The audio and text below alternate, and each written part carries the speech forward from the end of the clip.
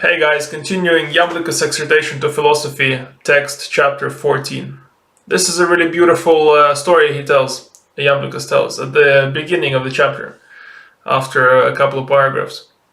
The story is a story of a Thracian girl and a philosopher called Thales.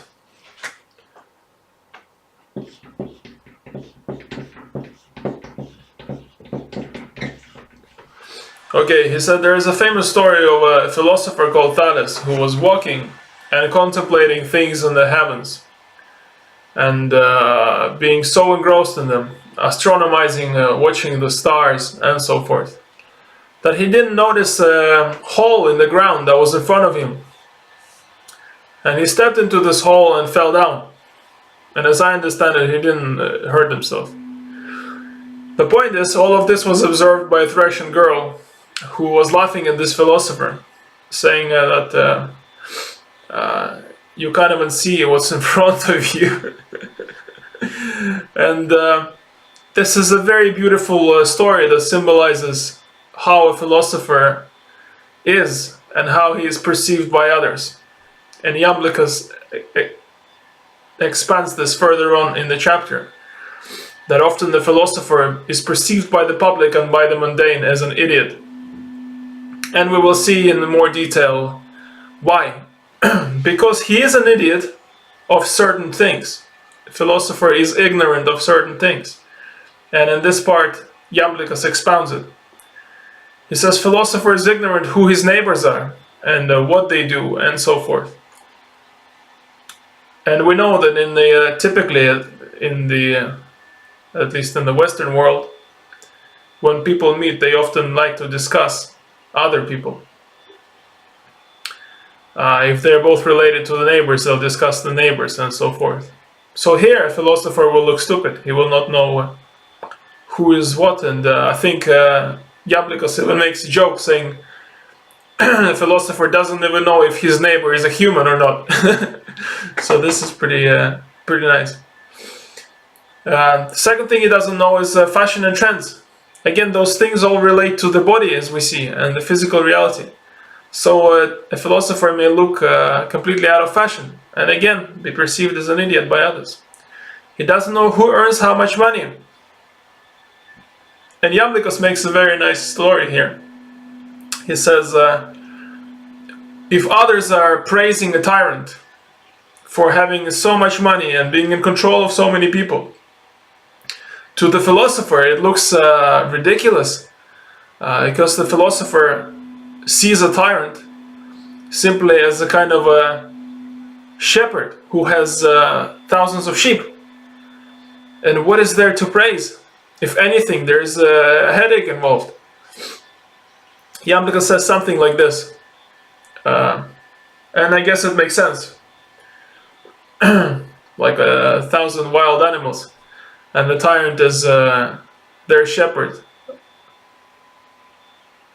They will turn against him, essentially. Similarly, when a philosopher hears that somebody has 1,000 acres or a lot of land, Iamblichus doesn't say exactly 1,000 acres. I think I made that up. I think he says a lot of land. And other people are amazed by that. Wow, this person has huge amounts of land. A lot of land. To the philosopher, again, that looks ridiculous. To the philosopher, the whole land, the whole world, the whole earth is his land. And as we can understand, possibly even more, he experiences it as his home, as I understand it. So to him, to be praising this, that somebody has a big piece of land, I guess, is kind of sad, because he thinks, wow, this person has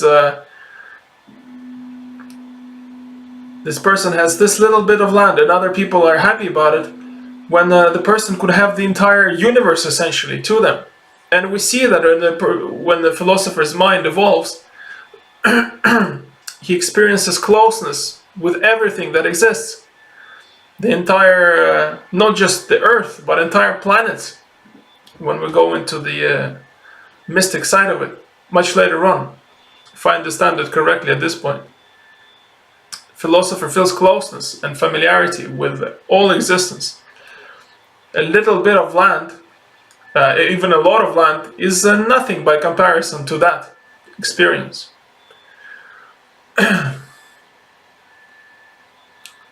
Again, these are my additions to these points that Iamblichus raises. It's important that you separate what I make up and what Iamblichus said. My goal is to bring what Iamblichus said, and then just to add a bit of my understanding, to add a bit of flesh to it.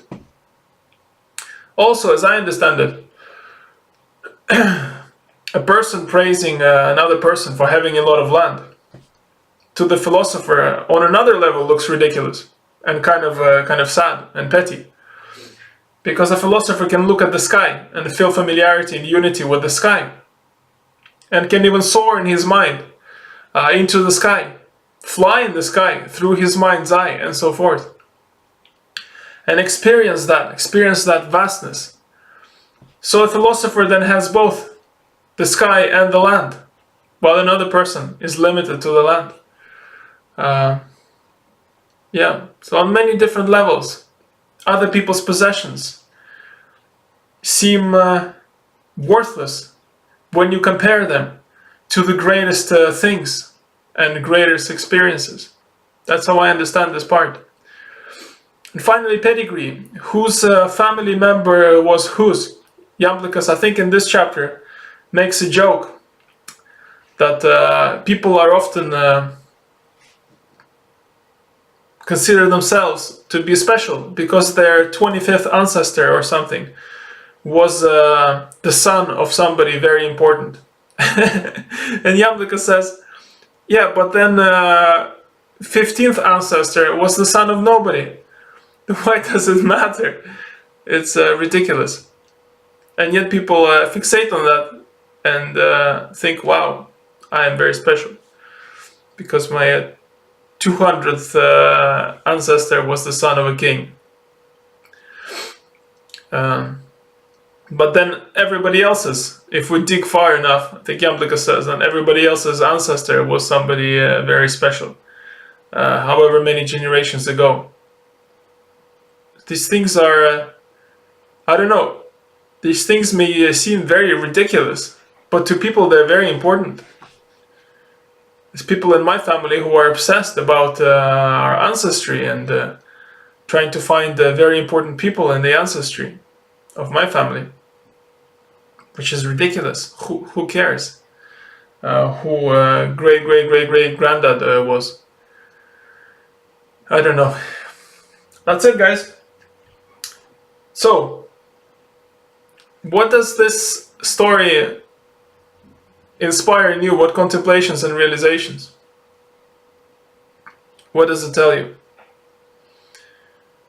It tells me that often philosophers will get into trouble with mundane physical things because their mind and attention is in the sky. And these mundane physical things, I guess, would often be to do with relations with other people and things that are important in the physical reality, which are things like jobs, money, and so forth. Philosophers may find a hard time with that because that often requires social adaptations. Clearly, a philosopher probably will not be a personal stylist, unless maybe a very rare philosopher who keeps track of fashion and trends, and so forth. So this is one thing that it tells me. Another thing it tells me is the mundane people will not understand a philosopher and what he's experiencing. So the job of a philosopher, I guess, is then not to feel any offense from the mundane people, because by not seeing what he sees, they cannot possibly understand what he understands, which means they cannot understand his priorities, they cannot understand his life.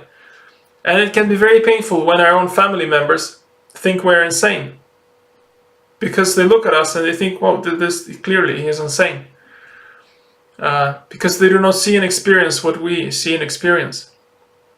And at those moments, I think it's very important to be compassionate and kind to those family members and not fight with them, not try to force them, and so forth. but just accept it as a kind of reality. This is the choice of the philosopher, to rise higher. He needs to detach from what is below. That's my understanding of it. Let's do a mini meditation now for a minute and a half. You can do any meditation you want. I'll do my typical meditation.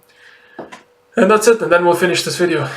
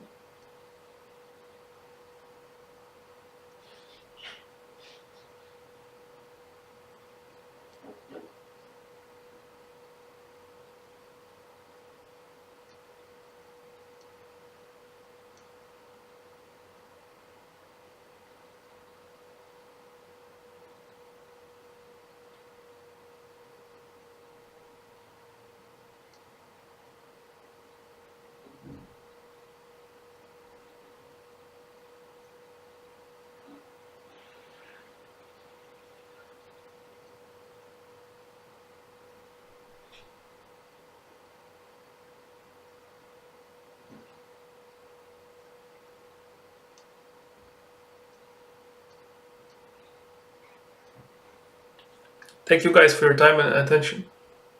Please click on the video to continue watching my channel.